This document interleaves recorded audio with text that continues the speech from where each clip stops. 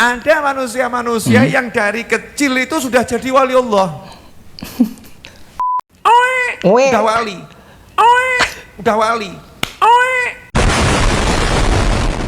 Rasul mau menjelaskan SAW, ada manusia-manusia yang dari kecil itu sudah jadi wali Allah. Oh, kapan Rasulullah pernah menyatakan seperti itu? Ada orang dari kecil, dari baru umek langsung jadi wali. Kapan? Hadis mana? Di hadis apa? Keterangannya bagaimana, Pak Novel? A'udzubillahi minasyaitonirrajim. Bismillahirrahmanirrahim. Teman-teman, ada satu video yang membuat saya benar-benar geli. Yaitu di mana videonya atau ceramahnya Pak Novel Alaidrus, ya. Pak Novel Alaidrus ini memberikan pidato di depan umum kalau ada katanya seorang bayi, ya, dia masih bayi diangkat sebagai wali, ya. Allahu Akbar. Oke, gak perlu panjang lebar. Mari coba kita langsung reaction seperti apa statement dari Pak Novel Alaidrus. Ada manusia-manusia yang dari kecil itu sudah jadi wali Allah.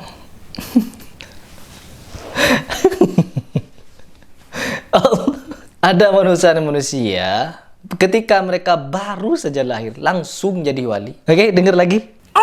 Udah wali. Udah wali. Udah wali. Udah wali. Boom. Nah ini Allahu Akbar. Oe baru jadi wali. Oe langsung jadi wali. Oe tetap jadi wali. Aduh, saya keringetan ini ya. Aduh, Allahu Akbar, ya Allah. Kalau kita mendengar cerita-cerita seperti ini, orang awam mudah sekali untuk ditipu, teman-teman. Untuk dibodoh-bodohi. Orang baru lahir langsung jadi wali. Menjadi wali itu butuh proses. Menjadi wali itu tidak instan, teman-teman. Kata Rasulullah SAW di dalam hadis Arba'in urutan ke-38, Rasulullah memberikan kisi-kisi, teman-teman. Seperti apa wali-wali Allah itu? Yang pertama, sesungguhnya Allah Subhanahu wa Ta'ala berfirman, barang siapa yang menyakiti waliku, maka aku akan umumkan perang dengannya. Ingat, di sini Allah mengumumkan perang dengan siapapun yang menyakiti wali-walinya. Tetapi kita jangan pangkas hadis ini berhenti sampai di situ. Harus diteruskan karena hadis ini panjang, teman-teman. Kita lanjut hadis ini agar tidak menjadi rancu seperti orang ahli-ahli sufi yang membela wali-wali mereka dengan hadis potongan ini. Dilanjutkan oleh Rasulullah SAW, Allah Subhanahu wa Ta'ala pernah berfirman, tidaklah hambaku ini mendekat kepadaku, mendekatkan diri kepadaku dengan apa yang aku cintai selain apa yang telah aku wajibkan kepadanya. Kata Allah. Jadi untuk menjadi wali bukan ujuk-ujuk dari lahir langsung jadi wali. Ada syaratnya. Kata Allah Subhanahu wa Ta'ala, tidaklah dia mendekat kepadaku dengan apa yang aku cintai selain dari apa yang aku wajibkan. Dia harus menjalankan kewajibannya dulu untuk menjadi wali. Baru setelah dia menjalankan kewajiban, mendekatlah kepada Allah dengan apa yang dicintai oleh Allah. Bagaimana si bayi itu mendekatkan diri kepada Allah, menjalankan kewajiban yang Allah berikan, sedangkan dia masih oe. Masih oe dia. Langsung jadi wali. Allah. Hadis ini juga tidak boleh dipotong. Lanjut, harus dilanjut sampai selesai agar kita tahu seperti apa wali Allah itu. Hambaku itu, kata Allah, harus mendekatkan diriku, senantiasa mendekatkan diri kepadaku dengan amalan-amalan sunnah. Apa amalan sunnah yang Rasulullah kerjakan, teman-teman? Nah, ini fakta yang berikutnya. Bagaimana mungkin bayi yang baru lahir langsung diangkat jadi wali tanpa mengamalkan amalan sunnah? Kalian percaya pada Habib Novel? Oke, tidak boleh dipotong lagi. Lanjut lagi hadis ini sampai kelar. Apabila aku telah mencintainya karena amalan-amalan sunnahnya, amalan-amalan wajibnya, amalan-amalan yang dicintai Allah, maka Allah akan menjadi pendengarannya di mana ia gunakan untuk mendengar, dan Allah akan menjadi mata untuk dia sebagaimana melihat, tangannya untuk dia berbuat, dan kakinya dia untuk berjalan. Jika dia meminta padaku, maka akan aku berikan. Apabila dia minta perlindunganku, maka akan aku lindungi dia. Hadis riwayat Bukhari, teman-teman. Ingat kriteria wali apa tadi? Nah, dia harus mendekatkan diri kepada Allah. Bukan ujuk-ujuk langsung jadi wali. Enggak. Kalau versi kaum sufi ini enggak. Baru uwe langsung jadi wali. Bahkan belum uwe pun sudah jadi wali. Contohnya ada satu kisah di mana Syekh Abdul Qadir Al-Jailani, arwahnya sudah jadi wali di titi pundaknya ketika Nabi Muhammad hendak naik ke Buraq. Terus yang kedua, Al-Faqih Muqaddam pernah bertemu dengan Nabi ketika hendak Mi'raj juga. Saingan nih, Al-Faqih Muqaddam saingan dengan Syekh Abdul Qadir Jailani. Kalian percaya hal ini? Jangan. Ini adalah perkara-perkara akidah yang sangat berbahaya. Ingat, untuk menjadi wali itu ada kriterianya. Sedangkan Nabi Muhammad saja terlahir tidak langsung jadi nabi loh, ya. Allah, ini enggak nih, baru jadi wali, kalah Nabi, ya. Dan melanjutkan masalah perkara kewalian ini di dalam Al-Qur'an surat Yunus ayat ke-62 sampai ke-63. Ingatlah, sesungguhnya wali-wali Allah itu tidak ada keraguan terhadap mereka dan tidak pula mereka bersedih hati. Lalu dilanjut di ayat berikutnya, yaitu mereka adalah orang-orang yang sesungguhnya benar-benar beriman kepada Allah dan mereka yang sebenar-benarnya bertakwa kepada Allah Subhanahu wa taala. Ini baru wali. Kalau sebelum beriman dan sebelum bertakwa, ya mereka bukan wali, teman-teman. Enggak, kalau versi Habaib ini, mereka bisa jadi wali sejak mereka oe. Oke, kita lanjut ya. Kita lanjut. Rasul mau menjelaskan SAW, ada manusia-manusia yang dari kecil itu sudah jadi wali Allah. Oh, kapan Rasulullah pernah menyatakan seperti itu? Ada orang dari kecil, dari baru oe langsung jadi wali. Kapan? Hadis mana? Di hadis apa? Keterangannya bagaimana, Pak Novel? Oe, udah wali. Oe.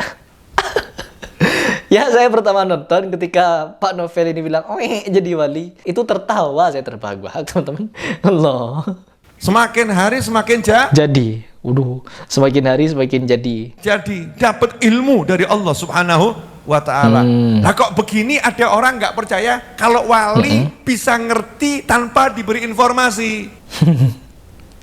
Ngerti tanpa diberi informasi. Yang pertama, teman-teman, kita tahu Imam Syafi'i, Maliki, Hambali, Hanafi, mereka untuk menjadi ahli fiqih, mereka untuk menjadi ahli hukum yang jadikan kita hujah sampai sekarang, mereka menuntut ilmu kemana-mana. Kalau memang ada karomah yang semodel seperti ini, manusia lahir langsung bisa jadi wali gitu, Imam Bukhari gak perlu nuntut ilmu kemana-mana kalau begitu. Bagaimana mungkin seorang Imam Bukhari menghabiskan hartanya untuk menuntut ilmu? Allah. Imam Bukhari untuk mendapatkan kemuliaan yang dicatat hadisnya sebagai hadis yang paling istimewa, dia menuntut ilmunya luar biasa perjuangan, teman-teman. Bahkan sampai ada cerita ketika Imam Bukhari ini naik suatu kapal dan bertemu pemuda yang dimana pemuda itu bertingkah tidak mencurigakan awalnya, hanya bertanya-tanya kepada Imam Bukhari, apa yang kau bawa itu, wahai Bukhari? Imam Bukhari menyatakan, ini adalah kitab yang ditulis untuk mencatat ilmu-ilmu dari guru-gurunya. Lalu ditanya lagi sama si pemuda itu, kalau itu apa? Dikasih tahu sama Imam Bukhari, ini adalah uang 1000 dinar. Pada zaman apa itu 1000 dinar? 1000 dinar kalau dirupiahkan berapa, teman-teman? 2 miliar lebih. Lalu ketika sampai di tengah lautan, ketika seluruh isi kapal itu bermalam, bangunlah di pagi harinya si pemuda dengan merobek-robek baju, menampar-nampar dirinya, mencakar-cakar tubuhnya. Lalu berkumpullah orang-orang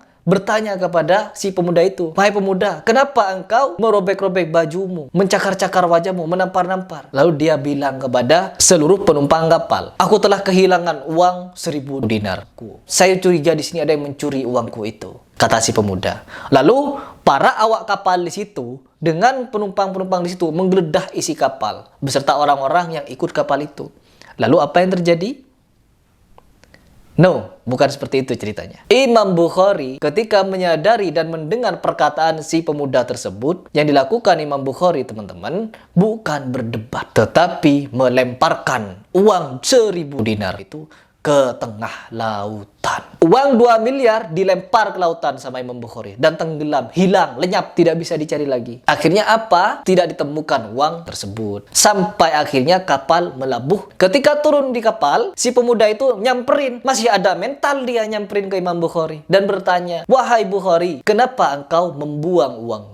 Lalu Imam Bukhari menjawab, tidaklah engkau melihat aku telah menuntut ilmu bertahun-tahun, mengumpulkan ilmu yang sangat mulia dari Rasulullah SAW. Tiba-tiba aku di tengah jalan menjadi seorang pencuri. Ya Allah, Padahal itu uangnya Imam Bukhari, teman-teman. Tetapi untuk menghindari bahwa dirinya diklaim sebagai pencuri, dibuang uang tersebut. Itu untuk menjadi wali. Seperti itu perjuangannya Imam Bukhari. Enggak. Kalau versi Pak Novel Idrus, langsung jadi wali, teman-teman. Tahu tanpa belajar.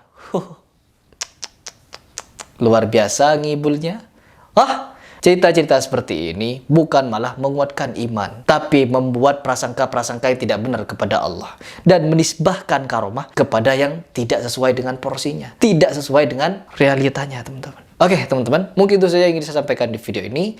Kurang lebihnya saya minta maaf. Apabila ada yang salah, itu dari kebodohan saya atau kekhilafan saya. Tetapi apabila ada yang benar, itu dari Allah Subhanahu wa taala.